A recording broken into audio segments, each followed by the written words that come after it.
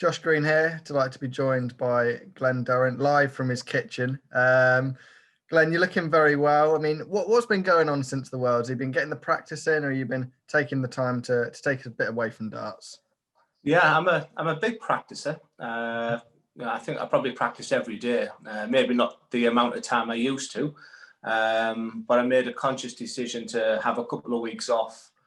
And that's not like me. And I was very wary. People were playing online darts and hitting big averages, but I stuck to my plan. I received a new set of darts off target, which didn't work for me. I thought I put a lot more weight at the bottom of the dart, so they would sit in a little bit different. But it didn't work. So I'm back playing with my normal setup. I'm practicing hard again. I've been playing since Friday now, so 2 sessions a day. About 3 hours in total is what I'll be looking for, and step it up, a few days before I go down to Milton Keynes. Is that what all the progress is towards now, towards the Masters and your first attempt back in Milton Keynes? We know how much we've spent time there over the last year or so. Yeah, I think Milton Keynes is my favourite venue. I know I won the Premier League sort of in Coventry, etc., but I do like the setup. I don't mind the journey. It's all sort of one road for me. So I'm looking forward to getting back there. It's a non-ranked tournament. It would have been nice to sort of be using a new setup or something like that, because I think it's a good opportunity for people to experiment, because it would have been non-ranked. Obviously, it went to 24 players, so I was predicting I was playing Rob Cross, but now I've one of my better friends on the tour, Merv King. So I'm looking forward to that. Looking forward to watching the progress of players in Q School, and hopefully we can get a spring series or some pro tours up and running soon. As you mentioned, Q School, I mean, another member of the Durrant family I've seen on Twitter, Jamie Durrant, will be entering Q School. I mean, what can you tell us about Jamie at the moment? I did an exhibition in Workington for Ben Nicholson, and a gang of the Durrants turned up there. It was a two-hour journey for them, and there was about 20 or 30 of them. And Jamie was one of them, and Jamie got on, and I played him with a bit of fun, because I didn't think he played darts, and at that point he didn't play darts really. And I probably tried about 70%. I started going for a few bullseyes, and then I remember him hitting a 140, and he sort of beat me, and never thought anything of it. But then he found a real love for the game, like I did at his age. He was practicing 5-6 hours a day. He works offshore, so when he's not working, he's playing darts. But unfortunately for Jamie, he hasn't had the opportunity to play much Super League, much local league, because he's only been playing maybe 18 months, 2 years, right in the heart of what COVID's been all about. So he lacks everything about doing the system. So he's gone straight into Q School with very, very little experience. But he's averaging between 70 and 90 on his online game. So he's non-drinker, very quiet. He's fit. That's like what a lot of the new players are all about. So I would like to have taken him to Q School and maybe watched him, but the pressure of that surname for him as well. He's even got an interview this week with another podcast, and he's finding all that a little bit strange before he's even really thrown a competitive dart. Very quick, so a little bit different to me, and I wish him all the best. I mean, have you given him any advice? Is there anything that you can tell him from your experience at Q School? Oh, he just loves the game. He messages me 10 times a day, and he keeps saying he's going down for experience. He's not expecting to win games, but I know that's not the truth. I think he's just trying to play things down a little bit. So, I think if there's any strength I can give people, it is sort of the mental side of the game and what to expect. It's just a shame with his surname, because people will be very, very interested in him, and I just hope he can go down there and give it his best. And I think the challenge tour will be marvellous for him. I think that's where his future lies. But if he got a card, then it would be a fantastic story. Yeah, definitely. We know how much you love the game, Glen. And so will you be keeping an eye on all the Q School results coming through on Dart Connect and see who you're playing on the tour next year? Absolutely, 100%. Yeah, I love it. I love all stats. I think I've got a good knowledge of the game historically and up to date. And yeah, too right. I'll be, over them 10 days or whatever the format is now. And, I've got some really, really good friends. I would love to see Jim Williams on the tour, because that would probably give me 5 or 10% of my game, and just someone to sit with who you know and you trust. So there was a lot of scrutiny on him the past couple of years, whereas this year it seems a little bit quiet. You look forward to see how Wolfie Adams does, and I always said that one of the toughest players I've ever played in darts is Scott Mitchell. So there's lots and lots of good players there, and the Europeans, and the people who lost the tour card last year. There's some cracking players there who'll get to the last 3 days as well. So it's going to be, I think Q School's will be so exciting. Yeah, and another thing that's been missing from the calendar this year, there's been no amateur or BDO World Championships this year. Has it been a bit strange not having darts on after the PDC Worlds? Yeah, definitely. Before I want to go back to the lakeside. I would love to go and watch a Richard Ashdown's WDF World Championships there, and I'll be fully supportive of what they're doing. I'm involved with the Mad Darts as well with Steve Brown, so I still hope one day I can go and stay in room 182 or 178. Go and stay at 178 at Lakeside, because that was a room I had there for 3 years and holds fantastic memories. So definitely really sad there was no Worlds. Mm-hmm. And just going back to the Masters, you mentioned about tinkering and your setup and things like that. Do you have any idea what sort of flights and things like that are going to be using? Because that's something you've sort of dipped in and out with over the last 6 years. Yeah. I mean, I've been all my life. I was a pear-shaped flight, and I was wavering into the fives an awful lot.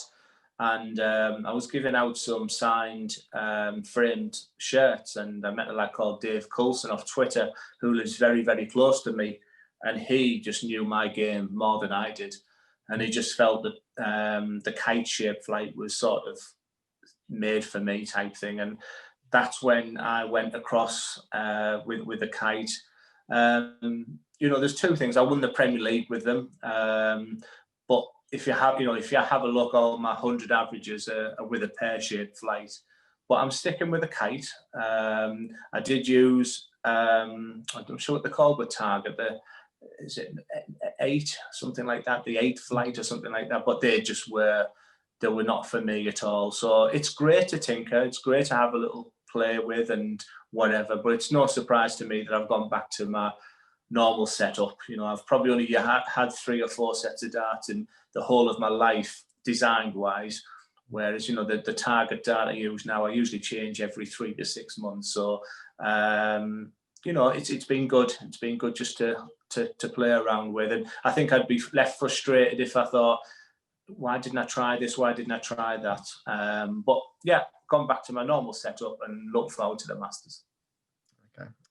We've got a long way in this interview without talking about the World Championship. I mean, what do you take from the World Championship? Do you see there as plenty of positives, or do you think maybe there was more you could squeeze out of the Worlds? Yeah, a real missed opportunity. When I won the Premier League, my season ended there because there was a couple of technical faults in my game for sure.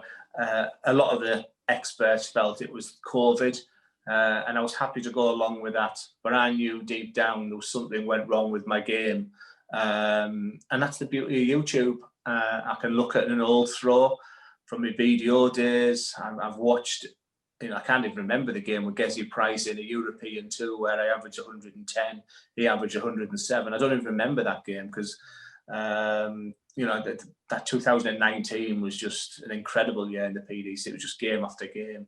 And it's not the same throw as I was throwing in, the World Championships this year. So that's something I've been trying to work on. So missed opportunity. Dirk hits a 170 finish and I'm sat in 32, needing a leg for the match. I have 100 to win the match as well in the deciding leg.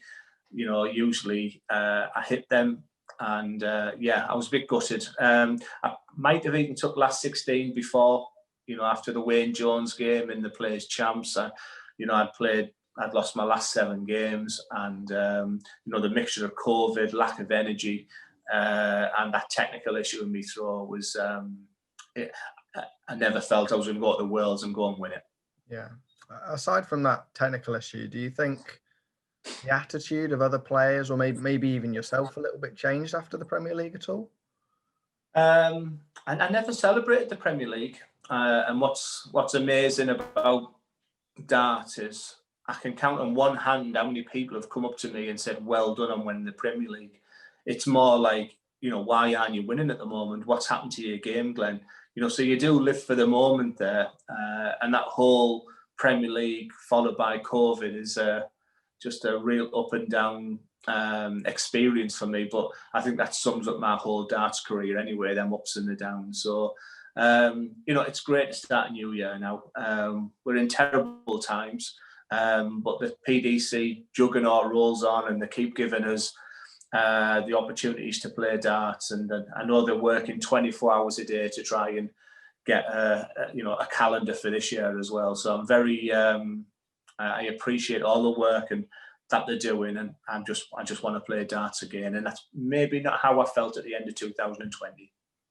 Do you feel as if with the technical changes you're making, you're starting to get a little bit more grip between your teeth, and you're really starting to enjoy it again much more than you were maybe for a couple of months towards the end of last year? You wouldn't believe how much them words "grip between the teeth." That's how much so it's not necessarily technical, my arm, my body, whatever. It's just that desire and passion when you're on the hockey, and I think I'm at my best when I'm focused, not showing too much emotion, but a steely determination to win. And when you're not playing well, and I go back to Jermaine Wattimena in the Grand Slam, where it was just a horrible experience. So it's about getting on that hockey. It's about gritting your teeth and grinding out results, which I do. And that's what I'm working on again right now. I feel like in some ways the honeymoon period of the PDC is over. You've had your first 2 years, and now you're looking towards 2021, and there's plenty of money to defend, and you're going to need to pull out your best performances to defend it. Yeah, it was interesting at the World Championships, because last year, I was arriving at Ali Pali and having 8 interviews, German TV and Tungsten Tales and this, that, BBC, Sky, and newspapers, etc. And this year I was getting nothing. So, not only is the honeymoon period over, but that interest in me sort of definitely has wavered as well, even despite winning that. But I'm taking that as a real positive now, that I can just go under the radar a little bit. And that's, I'm seeing that as a big positive. And I've just said to you there, I'm a big darts fan, and I know I'm acutely aware that I've got a lot of money to defend this year. But, when you're in the top 16, which I am, you do get invites to the match play and the Grand Prix and UK Open, you're further on. So, it's in my hands to do it. I did 2 or 3 semi-finals to try and defend this year. But, that's what it's all about now. It was a 5-year plan. I'm a Premier League champion. So for, the first 2 years have been absolutely magnificent. And whether or not I'm under the radar a little bit more now, I'm a Premier League player in 2021. So there's lots of positives as well to go with defending this money. Yeah, and the Premier League seeing a little bit of a mix-up this year. We've got your stablemates, Dimitri Vandenberg and Jose de Souza, also in there. Mac Elkin's going to be hiding backstage with hiding behind a pillow, isn't he, when you're playing Dimmy and Jose? Yeah, Max had a great year himself, and he's a good manager. Even some of them games, not necessarily the Premier League, but I think there was a game this year with Jermaine and Dimmy, I think, at the Worlds, where he didn't even attend. So he knows what he's doing. He knows how to motivate each individual player. And he's very, very proud. He's very proud that he's got 3 lads in the Premier League and 3 major winners last year. James Wade's only a stone's throw from being in the Premier League and being a major winner again. The stable's absolutely bouncing at the moment. And yeah, it's exciting times, and we're just Ted Everts is. I still believe he can do awfully well, and if I had my choice, 2021 in our team, I hope it's the year for Ted. And just one more question from me, Glenn. I mean, 2021 now. I mean, what are your goals for this year? I mean, is it defending money? Is it winning another major? What do you want to do? Yeah, like I said, I'm very aware that I've got money to defend. I'm very aware that being in the top 16, it gives you the opportunity to defend. But I've only got one thing in life left. I just want to be the world champion now. I love the match play. I love all the events and that. But to be a 3-time Lakeside champion, a Premier League champion, and a PDC world champion, I would finish my career the day after that winning double goes in. So, the only aim is the one that's right at the top, and that's to be a world champion. Very happy. I'm in a fantastic place. I'm moving house very, very soon. We're just waiting for the keys for that. So my life is good. I say to people, never, ever feel sorry for me, because I didn't win my first major title till I was 45-year-old, the World Masters in Hull.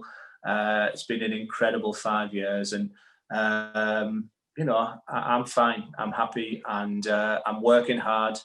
I don't want to be an also-ran. I don't want to be someone who's just getting beat first rounds all the time. So that's why I don't believe I've got a longevity in the sport.